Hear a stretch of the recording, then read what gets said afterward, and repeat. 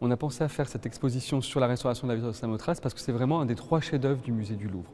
C'est une œuvre emblématique, elle est très connue du public, on sait que les gens y sont très attachés, donc il nous a semblé que c'était de notre devoir d'expliquer ce qui avait été fait.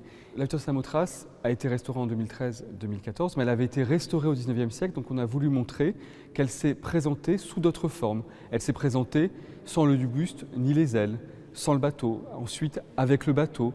Il fallait expliquer comment on avait ajouté une aile en plâtre pour équilibrer la composition. Déjà, il faut 3 nuits pour monter l'échafaudage qui permet de déposer la statue. Ensuite, il faut démonter le bateau qui est constitué de 23 blocs pour 27 tonnes.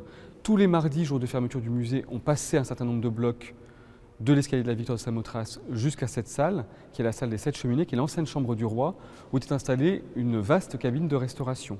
Et tout s'est fait ici, donc symboliquement, nous faisons l'exposition, la même où a eu lieu la restauration. On a appris des détails techniques, c'est une statue complexe dans sa technique de fabrication antique. Donc on a mieux compris comment elle avait été montée pendant l'Antiquité. Et on a aussi pu repérer des fragments en réserve dont on savait qu'ils appartenaient à la Victoire, mais on ne savait pas où les placer.